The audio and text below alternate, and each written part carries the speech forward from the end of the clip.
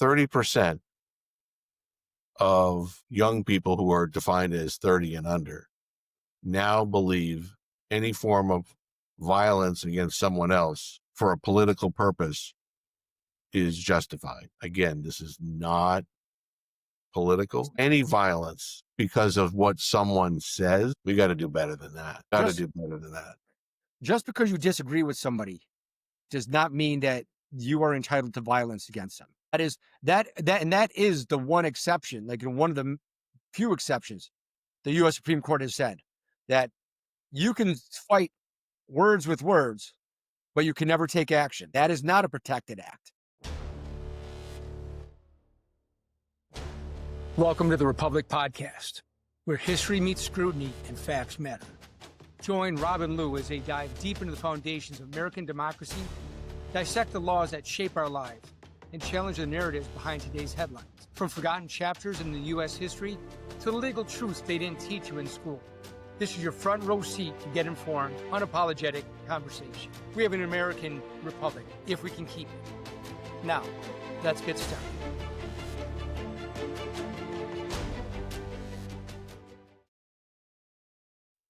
Born ready he is. Yes, as ready as I'll ever be, I guess, So it's another week and another outstanding chat that we're going to have. Absolutely. How you doing, Lou? All right, Rob, how about yourself? How's things going? I wonder about this country, but I see resilience. So there's always hope. If there's anything that you need to have hope. You need to have hope in the future.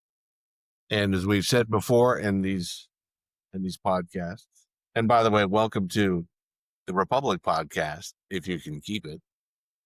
If you can keep it. And that's what we're here for.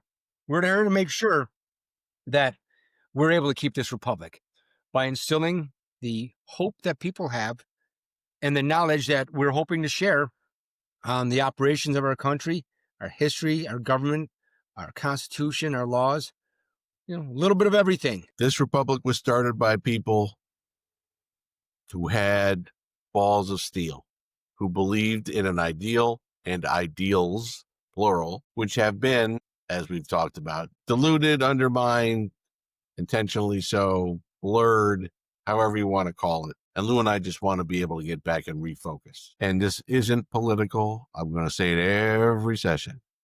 It has nothing to do with whether you're a Republican or Democrat or Independent or Green Party or this, that, and the other thing, Libertarian, nothing about it. It's just the foundations of this country that we think people don't know or don't understand. And this particular news cycle for the past couple of weeks has been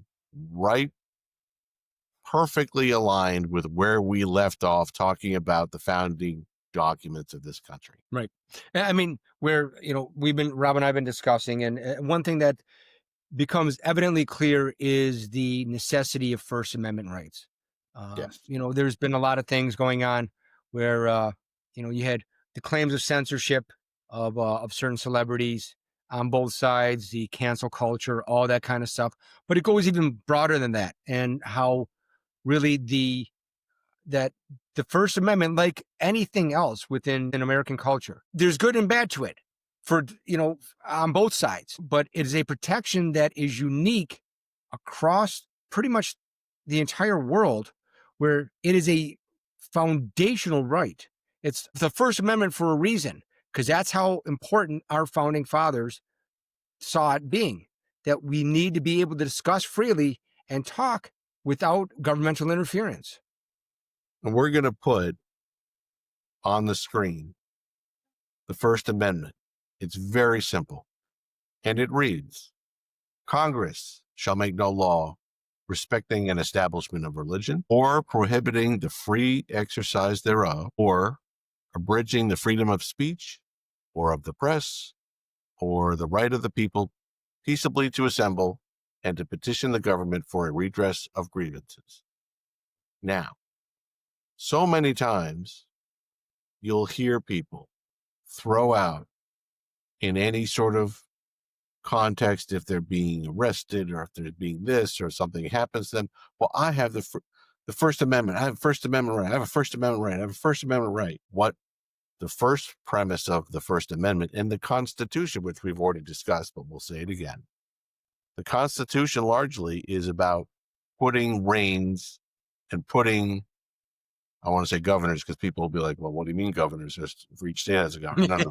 Governor as in something that will hold you back, something that will be restrictions on. It's holding the government from doing this to you. It has nothing to do with private employers. It has nothing to do with schools, universities, places, restaurants, any place like that. You can't simply say what you want, however you want, when you want, and not expect there might be some repercussion from it. Right. I mean, and it's something where, you have to take a look at the foundation of our country, and the foundation, the groundwork of the Declaration of Independence, the groundwork of the Constitution, where it's something that the underlying premise is that rights are God-given, that government does not grant us rights. And too many other countries, it's the other way around. Correct. The government grants you these rights to do it. And then they can take them away. Right. And they could take it away just as easily. The United States was founded where rights are God-given, that you have inalienable rights, and that the Constitution is designed to limit what the government does and how the government acts. Right. Not granting rights to you, but limiting what rights the government has over you. And so that's the difference. Right. And this is just from the last news cycle for the past couple. This is being recorded at the end of September of 2025.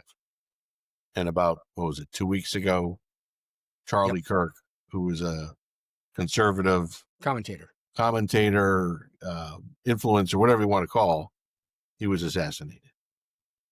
And there were a lot of people on one side of the political spectrum who didn't like him, who were celebrating the fact that he was killed. Within 24 hours, 48 hours of these people posting things on TikTok, on Instagram, on Snapchat, oftentimes they would find themselves being fired from their jobs or kicked out if they were a student at a university, saying you're no longer a student here, you're being kicked out.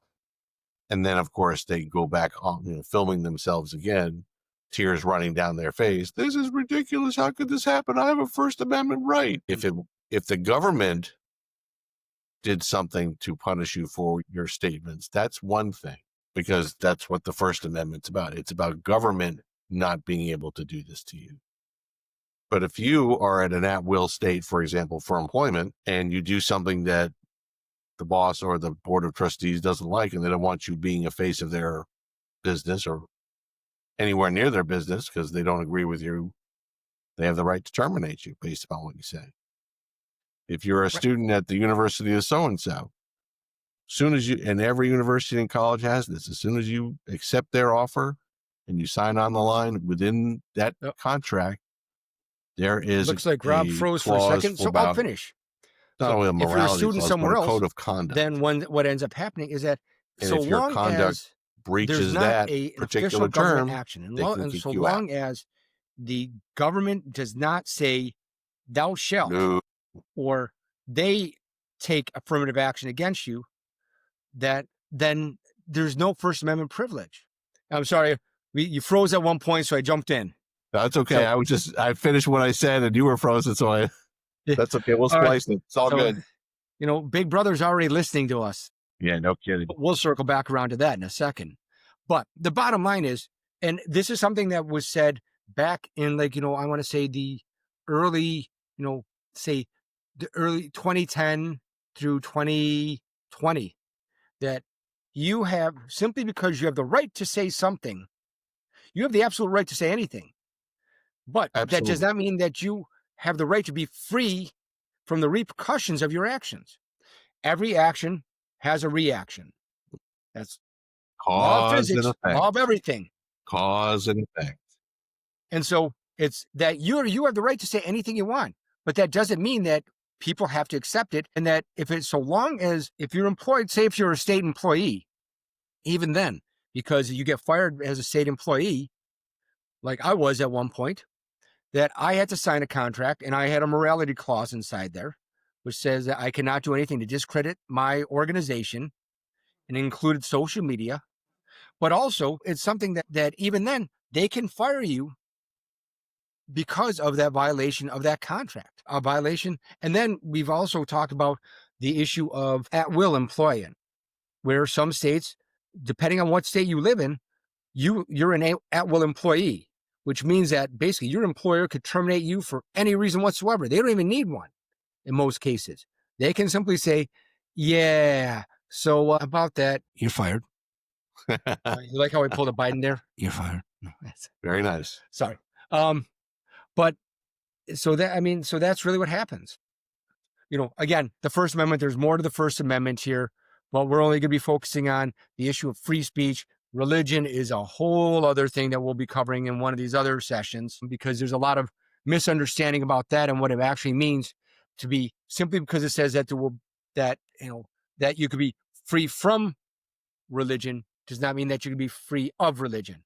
That there Correct. cannot be an officially endorsed religion, but that doesn't mean you can't have any religion whatsoever. I digress. But insofar as the speech is concerned, and we used to hear it in the context of conversation over the subject 10, 20, 30 years ago. And it's not really brought up as much as it is. I think it was Justice Oliver Wendell Holmes, Yep. who said in one of the seminal free speech arguments before the Supreme Court, this is beginning of the 20th century, one can't scream fire in the crowded theater. You may have the right to say whatever you want and scream that there's a fire, but if you cause a panic and a melee and people are killed and trampled trying to get out, you can be held responsible for that quote unquote free speech. Right. So free speech isn't always so unfettered free. And I mean, and one of the challenges which I find is going to be unique when it comes up before the Supreme Court, because it's going to, is the recently enacted restrictions against burning the flag. Yes. That was a case that was decided years ago, where the Supreme Court said that is basically performative speech, where Yes. the act of burning a flag is performative speech. It is protected under the First Amendment, and you could do that. But now you have states that have taken other actions where you can't deface certain other flags. Like you can't burn the gay pride flag. You can't burn BLM flags. You can't do certain things like, some of these towns allowed sidewalks to be painted or walkways to be painted, and that you couldn't deface those. And is that freedom of speech? Is that First Amendment? Yeah, that's protected. But when they restrict the right for you to do that, it's sort of difficult then for them to defend the fact then that, oh, well, you should be able to burn this flag, but not that flag. The one great thing about the First Amendment is that it's either you pretty much allow everything in Or or you nothing. allow nothing in. When I was a town council member, we had that argument before the town council all the time. Well, we want to do this, we want to do that, we want to fly this, we want to fly that. And my argument was like, okay, you want to fly these flags, then you need to be prepared for us to fly every other possible flag that could be out there. Right. I understand, and I'm not presenting, my opinion on it doesn't matter. It's not a matter of what I think. It's a matter of what the law says. And the law says that if you do this, then if you create an open forum, then you need to let everybody do it, or you don't let anyone do it. And so many people, in my particular humble view, in this day and age, are not concerned with the community, but just concerned with themselves. What about me? Me. So the First Amendment doesn't translate in their heads because everything is about me, when you actually first, you need to read it to know that it's about the government action about this. But it's also been ingrained in popular culture and films and whatever else, the media, that kids have been soaking up from the time they were little, and now that they're adults and they see the stuff and they're shocked that they can be fired for this or they could be kicked off of campus for this. We've also seen the bit with Jimmy Kimmel where he was taken off the air for something that he said, and he immediately pointed toward the government doing this to him. a lot of people believe that it might have something to do with it, but unless you have something to show that the government actually did it, he's hired by a private company, ABC and Disney. Whether or not, we heard conflicting things. Some people say that, the FCC was behind this, so that would be government action, or it was because his ratings were so poor to begin with, or they didn't want to have him be the face of their business, so they took him off the air. But just without anything more, it's a business decision unless we hear something or have something definitive to show the government did it. And if the business did it for their own bottom line or their own thought, they have every right to do it. Right. I mean, and it's the whole thing is like with some of the companies where the networks, I mean, you have ABC as a major network, but you have individual broadcasting companies that actually came out. And I think it was at one point, almost a third of the entire countries, that were countries broadcasters that were ABC affiliated with, like Sinclair Broadcasting and another broadcasting company, that they said, we don't like this. It doesn't reflect our community values. And so as such, we are not going to be airing him. So you had, so that's another thing where it's their business. They're the ones that have the absolute right because they hold the license. They're a private company. They own the license for that, and they don't have to air what they don't want to. And so they decided, we're not going to air this. And it's only after that they decided, okay, you know what? He's paid his penance and we're going to let him back on. Or that they had enough complaints to them where they were like, okay, well, we're going to let it back on because our bottom line is being affected. But I mean, one of the other thing that Rob and I have discussed is, and where we have, hopefully, we have friends over in Europe and the UK and other countries. We have to be careful about what we say here in America because of what could be broadcast over in the UK. If this gets over there, and because there's no First Amendment rights, and I swear to God, I'm already worried by what I'm saying, that I'm already walking in dangerous waters, but I'm going to say it anyway, is that because there's no First Amendment protections there, and that it's the freedom of speech is granted by the government, it's now restricted so that they have community policing over there. And if somebody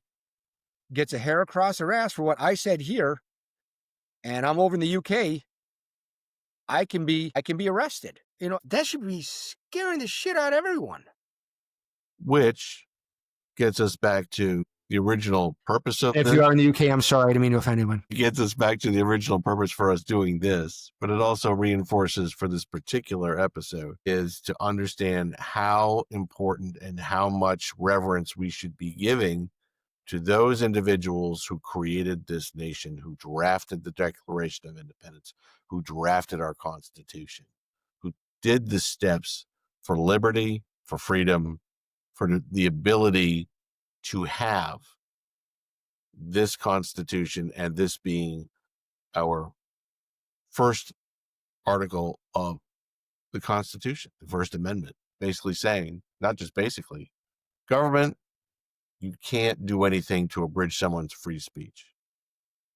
We're trying to keep the government out of your life. We're trying to make sure the government doesn't do anything to you. It's the government telling itself, I can't do this. Think about that.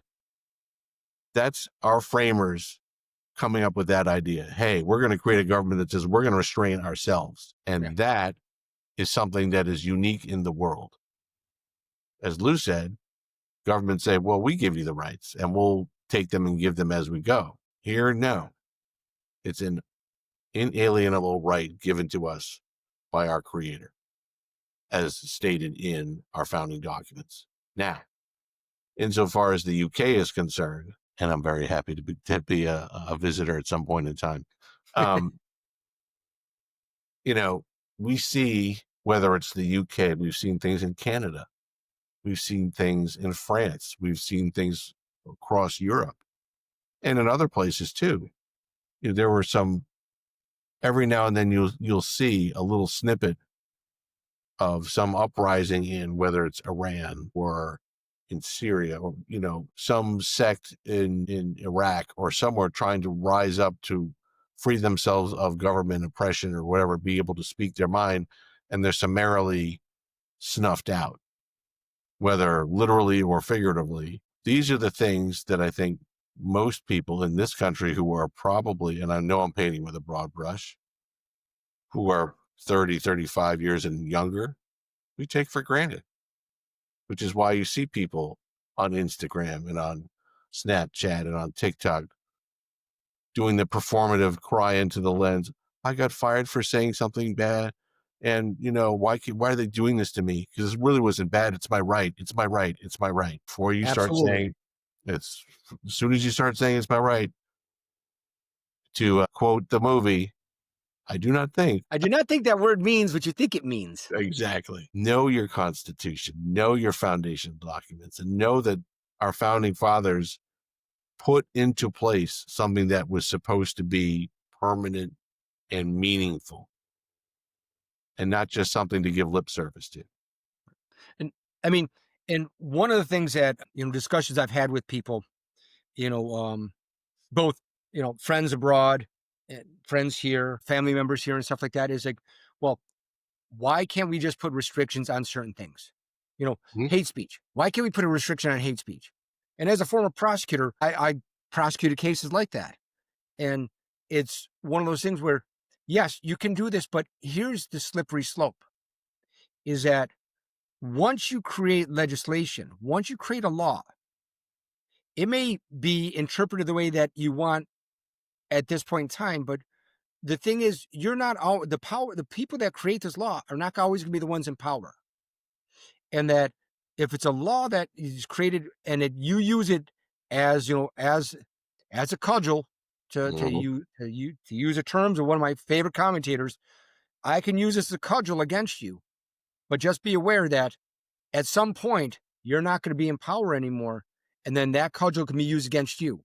Don't create a law that you want imposed unless you're ready to have it imposed directly against you. And one of the other things that I think that people, since I can't comment on certain countries, I will comment on one where I know I can, China, because I'm probably never going to go there, and they'll never let me in anyway.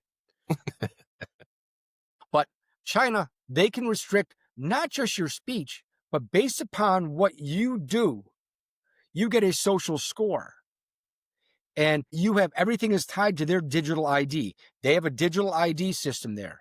Your banking account, your personal information, everything about you is tied to that singular digital ID. And that they can restrict you from travel. They can shut down your banking accounts. They can do anything, any number of different things based upon how well you comply with what the rules are. You get out of line, you say something that you're not supposed to, you do something you're not supposed to, you're shut down. Right. And all I'll say is take a look at other countries that are now considering that. And that's scary. But one of the things that Lou said, I think, is really important to touch upon. You talk about hate speech. And, there are certain things I think that we all can agree are grotesque and immoral and horrific to say. But at the end of the day, who defines what's hate speech? That's the slippery slope. And if you start with something, as Lou said to begin with a little while ago, the one thing about the First Amendment, it's either all or nothing.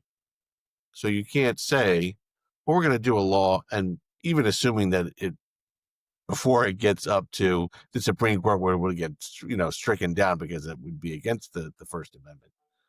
If you say it's illegal to say, I hate Catholics, I hate Jews, I hate Muslims, I hate Sikhs, I hate Buddhists, whatever. Well, if you choose one, then it's going to be another, then it's going to be something else, and it's going to be something else, and then you can't say anything. And Lou and I are being circumspect about some examples because, again, we know that there's a YouTube algorithm. We know that there's certain things that if we say, even something as simple as certain things, which are, I would like to think, are self-evident, we also know that there these YouTube overlords that might say, we're going to take you, we're going to deplatform this or do whatever. Oh, you mean like Google and Biden? YouTube. Yeah. But the point is, again, there's a lot of slippery slopes here. The point is people should be able to say what you want, but you also have to have a brain in your head to know that there are certain things you can say, but understand if you say it, there's cause and effect. As long as it isn't from the government doing it to you, cause, effect. Right.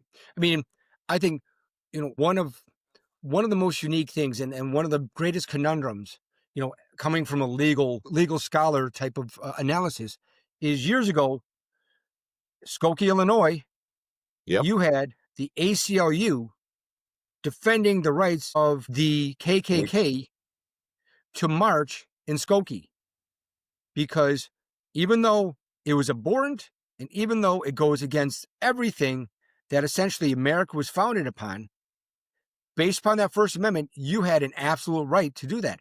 And the ACLU actually defended them and actually won. And said that, and now you have that same organization who's now going after people just because they are saying that, speaking out against transgenderism or, open access to bathrooms and things like that, going out, focusing on the First Amendment. No matter what you think, even though it may be something that morally is despicable and reprehensible, is protected. And that's the one thing where if we, going back and circling back to the point that Rob made, if we start barring just speech, where does it end? How can you define certain things and include certain things, but exclude others simply because of your personal moral beliefs, your personal beliefs? That's not how it goes. So. That's exactly it. There's so much to be touched upon with the First Amendment, but we want to keep this something as simple and direct and straightforward as we can. People around this country need to, and I'll beat this drum until it actually breaks, understand where the language comes from, which we're trying to be the tip of the spear, trying to educate people to say, this is what it's really about. These are the founding documents, and this is why it's important. Right here. There it is. To use the phrase, know it, live it, love it. That's exactly it.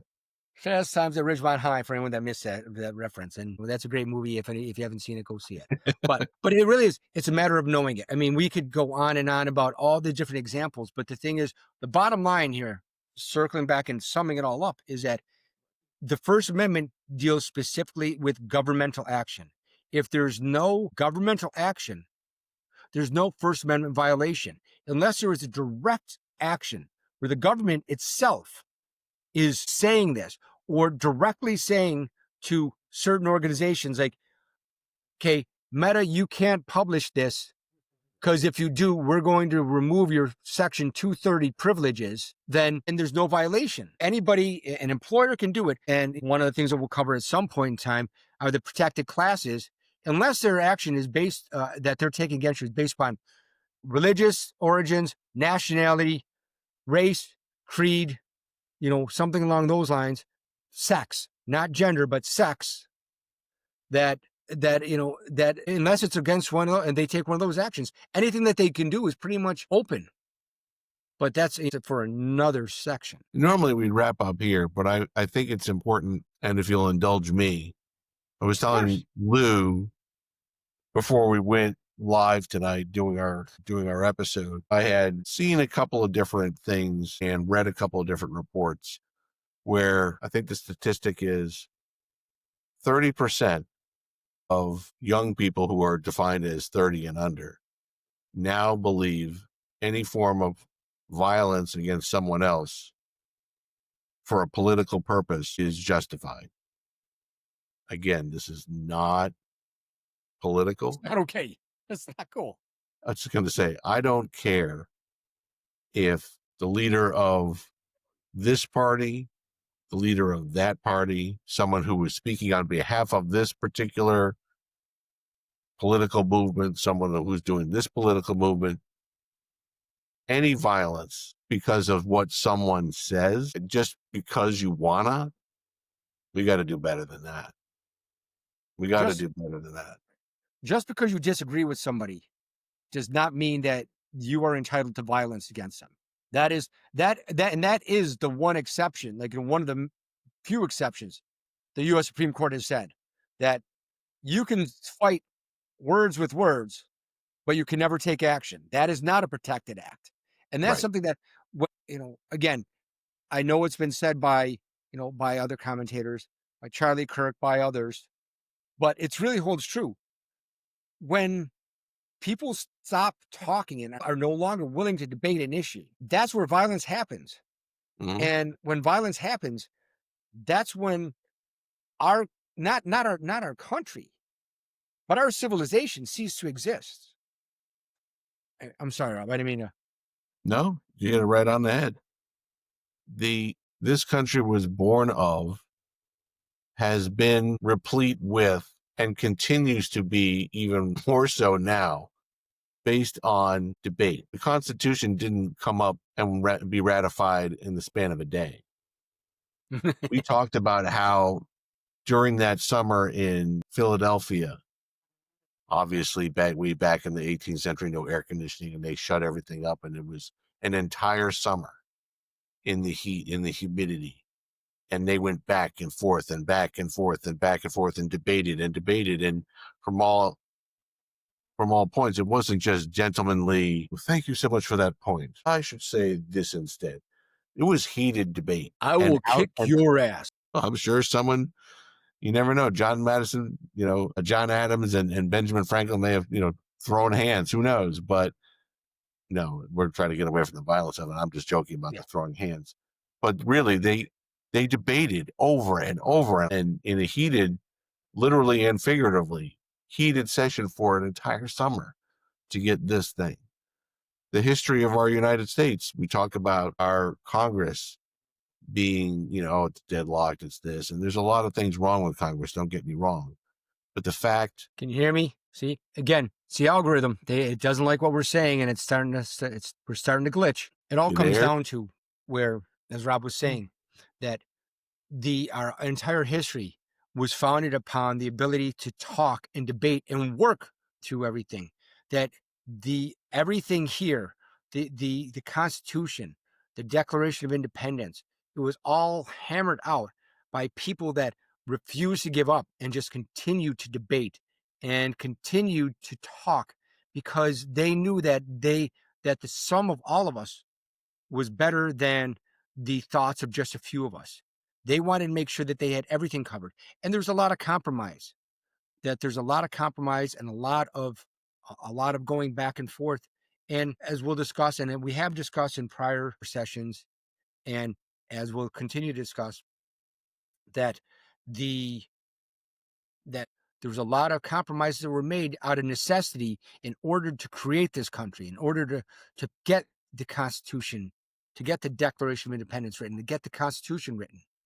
And that we have to be dedicated to talk and work things through, because if we don't, that's where bad things happen, and that's where it ends. If we can't no longer agree to discuss, even though you don't have to agree with somebody, but at least be willing to listen. And there's a difference between just hearing and actually listening. Listen to what other people say. Don't formulate your argument against them, but be willing to listen to them and listen to their points that they're making. Because there's been times where Rob and I have gotten in significantly heated arguments on certain things where I've been like, you know what? I've never thought of it that way. And, it doesn't mean that you have to change your views completely, but at least be willing to recognize the other side and the validity of some things. So with that being said, and that Rob's been completely dropped off, thank you for coming. Again, this is Lou, and he's texting me.